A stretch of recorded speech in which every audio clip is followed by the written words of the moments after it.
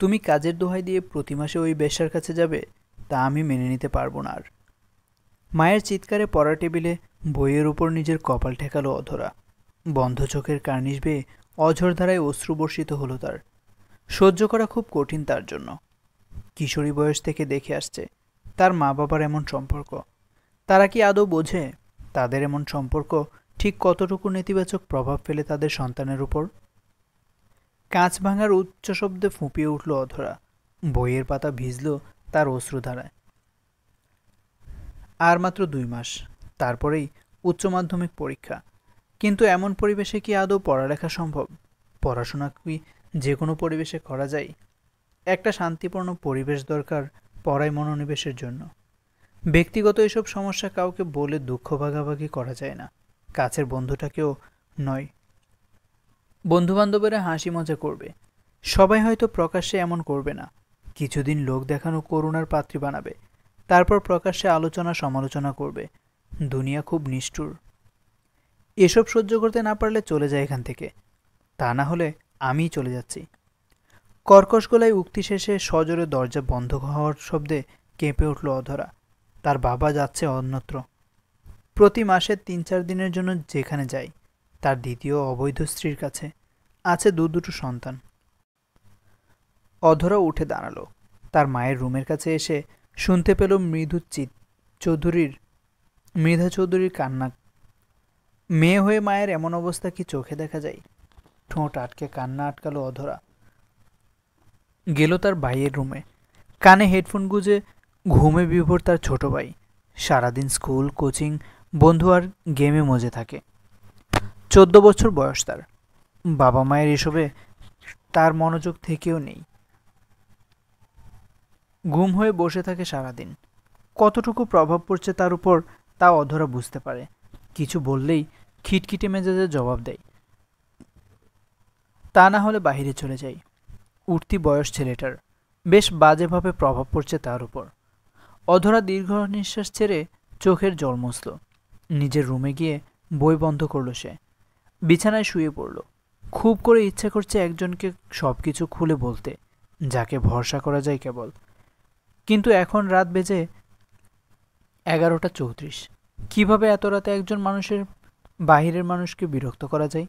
যতই সে ভরসার স্থল হোক, অগত্যা চাপা কান্নার উষ্ণ অশ্রুসিক্ত এক নির্ঘুম দীর্ঘ রজনী পার করল সে। পরদিন ভোর বুধবার। নতুন এক ভারাক্রান্ত দিন শুরু হলো অধরার জন্যে। নিজের ঘর ঝাড় দিয়ে বিছানা গুছিয়ে গেল রান্নাঘরে চা বানাতে। মৃধা চৌধুরী মেয়েকে দেখল। সে সোফায় বসেছিল শূন্যে তাকিয়ে। কিছু বলল না। অধরা চা তৈরি করে তার মাকে শোধালো, চা খেয়েছো মা? হুম। শুকনো জবাব মৃধা চৌধুরীর। কান্না পেল অধরার, কিন্তু আটকালো নিজেকে। মায়ের সম্মুখে কাঁদে না সে। তার সম্মুখে সে নিষ্ঠুর পাষাণ হৃদয়ের নারী, যে কিনা তার বাবা মায়ের এমন সম্পর্কে কোনো তোয়াক্কা করে না। ভাই কোথায়? স্কুলে গেছে? হুম। অধরা কথা বাড়ালো না, চলে গেল তার রুমে। বারান্দায় দাঁড়িয়ে চায়ের কাপে চুমুক দিল সে। হালকা শীত আছে এখনো। গায়ে চাদর চেপে ধরল সে। মনে অশান্তি। একজন বাবা তার উপযুক্ত মেয়ের সামনে দিয়ে কিভাবে তার মাকে কাঁদিয়ে চলে যায় পরনারীর কাছে? এতটুকু লজ্জাও কি নেই তার? অধরা ভাবে, সব পুরুষ কি এমন? না, সব পুরুষ তো এমন হয় না। কিছু কিছু পুরুষ তো নিজের ভালোবাসার মানুষটাকে তার বক্ষ মাঝে আঁকড়ে ধরে রাখে যত্ন করে। অন্য কোথাও তার নজর যায় না। নজর যায় কেবল ওই নির্দিষ্ট নারীর উপর। দীর্ঘ এক শ্বাস ছাড়ল অধরা। পড়তে বসতে হবে, বাসায় স্যার আসবে তার। সকাল 10টা নাগাদ হুদান এলো অধরাকে পড়াতে।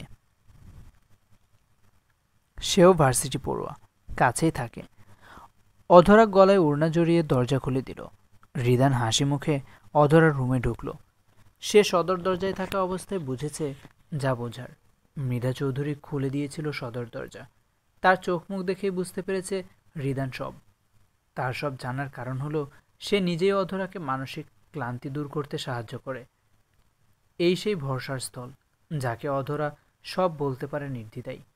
রিদান তার চেয়ে 3 বছরের বড়। যে সকল কথা কাছের বন্ধুকেও বলা যায় না, সেসব কথা রিদানকে বলে নিজে খুব স্বস্তি বোধ করে অধরা। রিদান চেয়ারে বসতেই অধরা পদার্থবিজ্ঞান টেস্ট পেপার আর খাতা নিয়ে এগিয়ে দিল রিদানের দিকে। সে নিজ থেকে প্রশ্ন করে দেয় অধরাকে। রিদান নিভৃতে অধরাকে পর্যবেক্ষণ করল, বলল, রাতে ঘুমাওনি? হুম হুম ঘুমিয়েছি তো। কেন রিদানদা? রিদান চেয়ে রইল অধরার দিকে। শুকনো মুখ, ফোলা ফোলা রক্তিম চোখ ও নাকের ডগা, শুষ্ক গাঢ় গোলাপি ঠোঁটি জানান দিচ্ছে মেয়েটার নির্ঘুম বিরক্ততায়, বিষাক্ততায় জর্জরিত রাত সম্পর্কে। আচ্ছা, আমাকে এক গ্লাস পানি খাওয়া হতো। অধরা মুহূর্তেই উঠে বাইরে চলে গেল। রিদান অধরার খাতা উল্টে পাল্টে দেখল। গতকাল যতটুকু সে করিয়ে গেছে তারপর থেকে কেবল কয়েকটা উচ্চতর গণিতের অঙ্ক ছাড়া কিছুই নেই। তপ্ত নিঃশ্বাস ছেড়ে সোজা হয়ে বসল রিদান। অধরা গ্লাসে পানি নিয়ে এসে রিদানের সামনে রাখল। তারপর নিজের চেয়ারে বসল সে। রিদান পানি খেল, শান্ত কণ্ঠে শুধালো, হোমওয়ার্ক করনি কেন? অসুস্থ লাগছিল তাই। তাই কোচিং থেকে এসে তাড়াতাড়ি শুয়ে পড়েছিলাম। অধরা মাথা নিচু করে জবাব দিল। রিদান বলতে লাগলো, আর মাত্র 2 মাস অধরা, তারপর বোর্ড। তোমার মতো একজন টপ স্টুডেন্ট যদি সামান্য অসুস্থতার অজুহাত দেখিয়ে একটা রাত নষ্ট করে, বুঝতে পারছো ফলাফলের অবস্থা? সময় তোমার জন্য থেমে থাকবে না অধরা।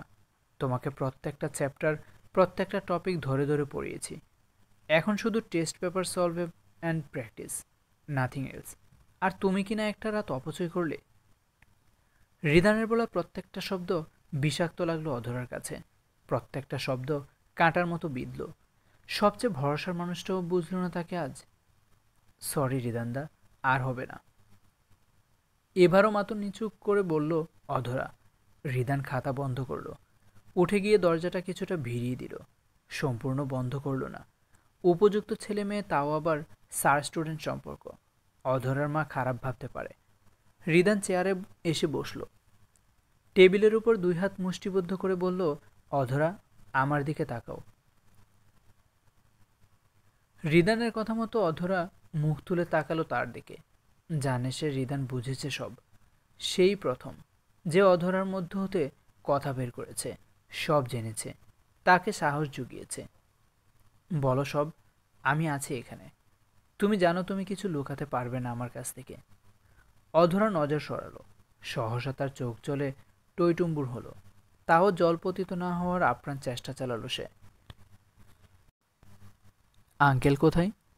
চলে গেছে, ধীর কণ্ঠে জবাব দিল অধরা। এবার কোথায়? ঢাকা নাকি কক্সবাজার? জানি না আমি। কখন গেছে? গত রাতে। রিদান চুপ রইল। মাঝে মাঝে ইচ্ছে করে ওই কাপুরুষকে কঠিন সাজা দিতে, কিন্তু সে একজন বহিরাগত মানুষ। একটা পারিবারিক বিষয়ে এভাবে কোনো স্টেপে সে নিতে পারবে না। অধরার চোখের জল পড়ল টেবিলে। চুপচাপ মাথা নিচু করে বসে আছে মেয়েটা। রিদান খেয়াল করল অধরার শরীর প্রচণ্ড কাঁপছে। কান্না চেপে রেখেছে বলেই এমন অবস্থা। অধরা, চোখ মুছো, আমার দিকে তাকাও। অধরা ফুঁপিয়ে উঠল। সারাদিন সে বেশ সুখী যুবতীর মতো চলাফেরা করতে পারবে, কিন্তু এই মানুষটার সামনে নয়। স্যার হলেও খুব কাছের বন্ধু এই মানুষটা।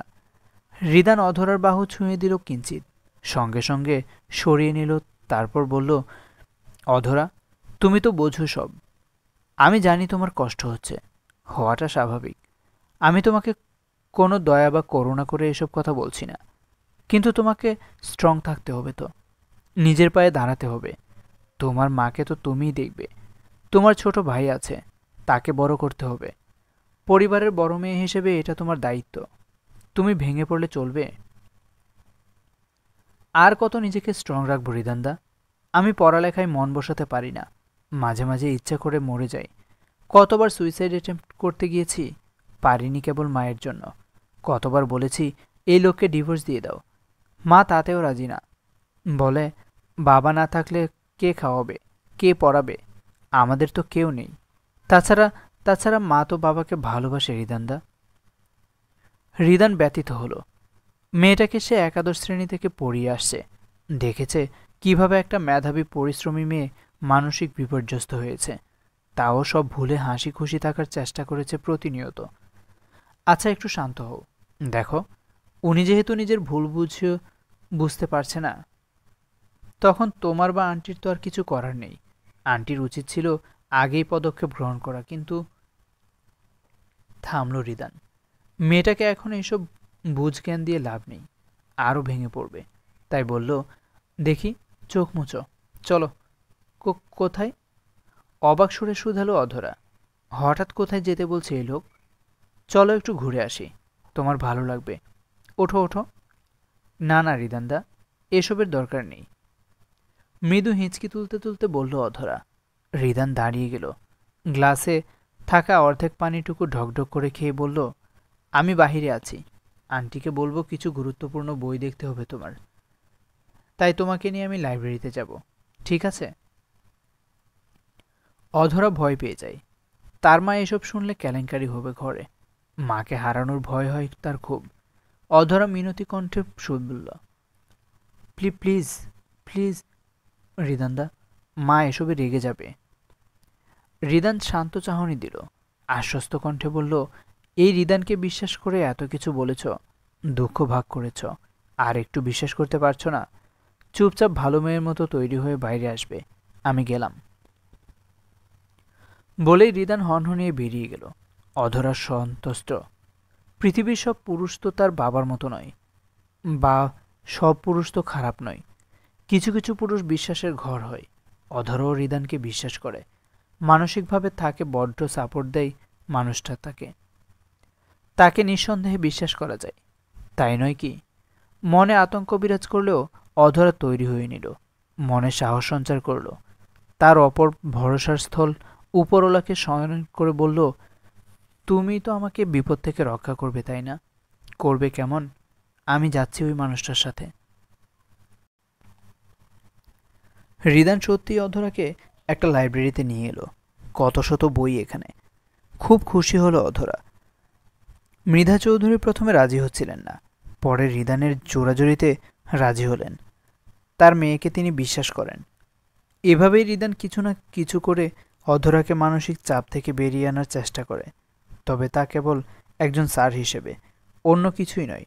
কিন্তু অধরা যত দিন যায় তত সে রিদানের প্রতি দুর্বল হতে থাকে।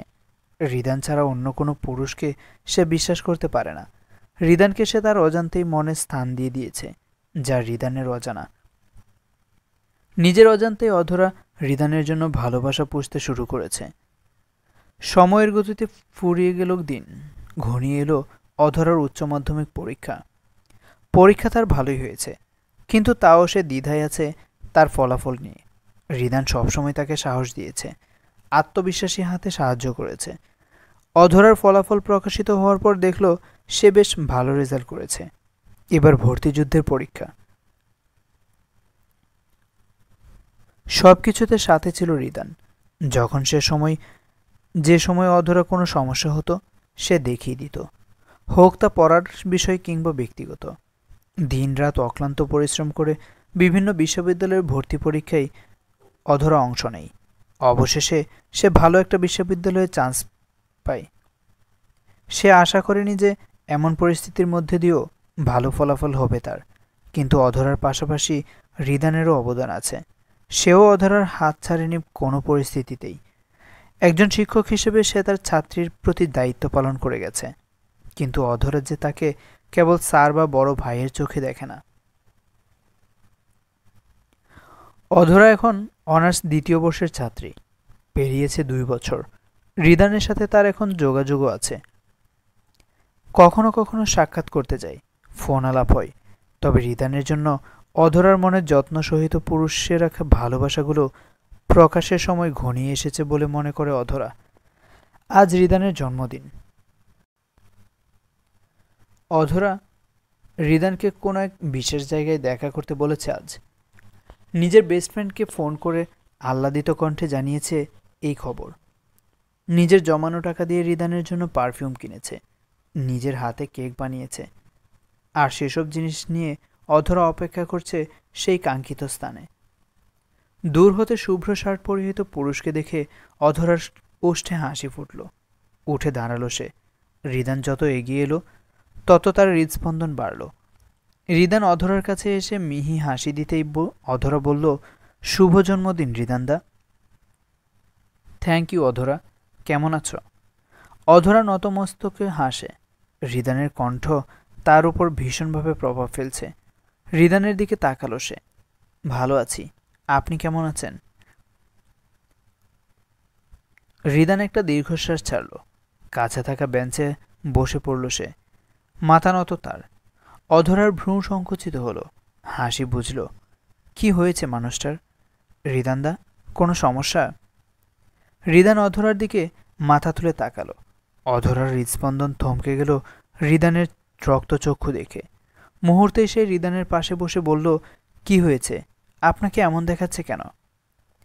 রিদান খানিক চুপ থেকে অধরাকে অসহায় কণ্ঠে বলল, আমার কিছু কথা শুনবে অধরা? কাউকে বলতে পারছি না মন খুলে, প্লিজ শুনবে? অবশ্যই শুনব রিদানদা, কেন নয়, কি হয়েছে?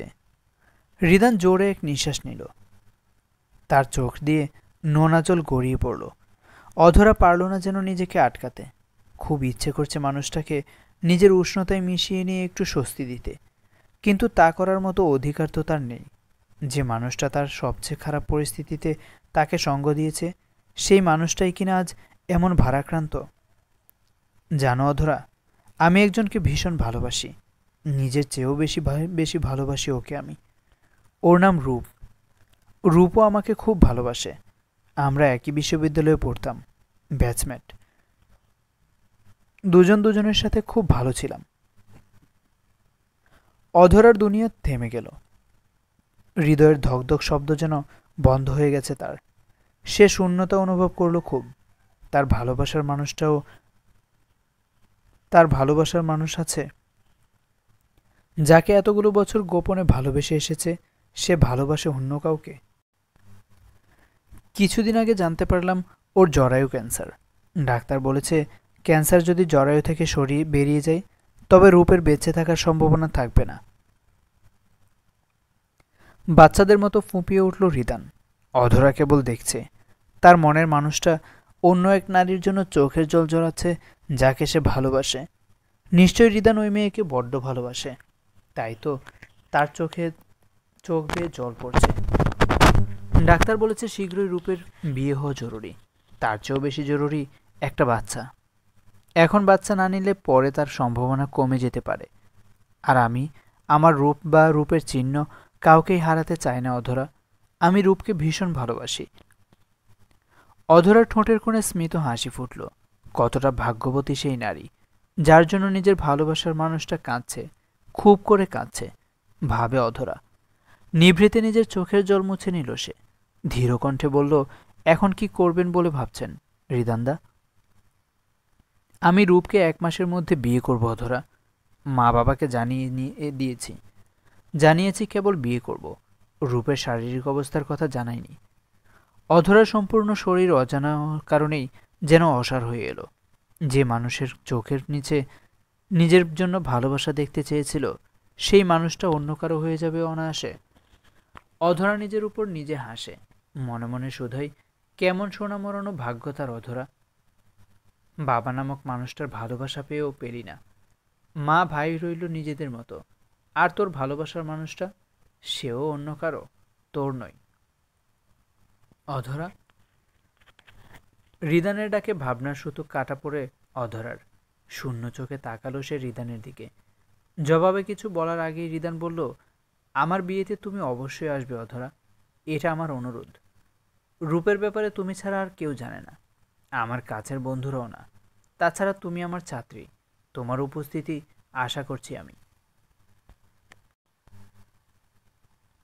অধরা নিশ্চুপ। জবাবে কি বলবে? আসবে তো? হুম হুম, অবশ্যই আসবো রিদানদা, অবশ্যই আসবো।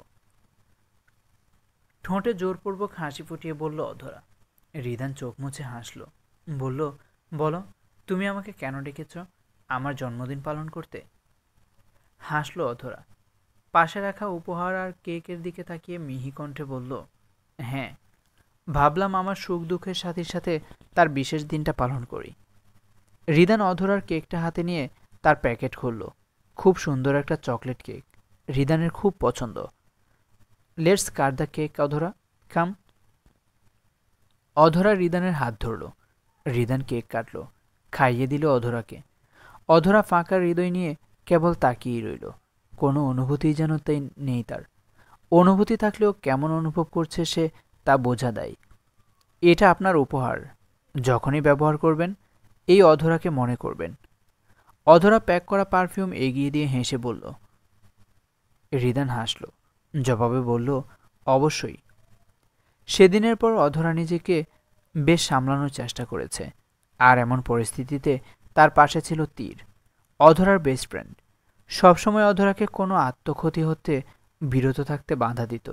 তবে অধরার মন বড় দুর্বল হয়ে পড়ল। সে চায়নি তার আবেগকে প্রশ্রয় দিয়ে নিজের ক্ষতি করতে, কিন্তু পারল না সে। বাড়িতে সকলের অনুপস্থিতিতে রিদানের বিয়ে ঠিক 1 সপ্তাহ আগে নিজেকে শেষ করে দিতে চাইল অধরা। রক্তাক্ত করল নিজেকে। মৃধা চৌধুরী ছেলের স্কুলে গিয়েছিলেন প্রয়োজনীয় কাজে। ঘরে এসে মেয়ের অবস্থা দেখে হাউমাউ করে কেঁদে ওঠেন তিনি। অধরার বাবার সাথে ফোন আলাপ করা হলে পরে অধরাকে নিয়ে যাওয়া হয় হাসপাতালে।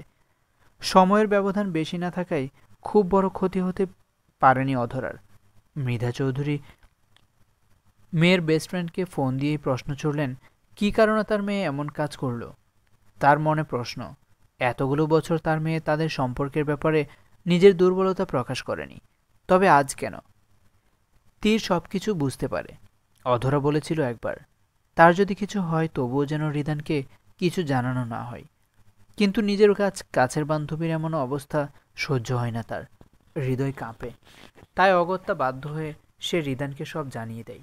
পরবর্তীতে তীর ও রিদান দুজনেই যায় অধরার কাছে।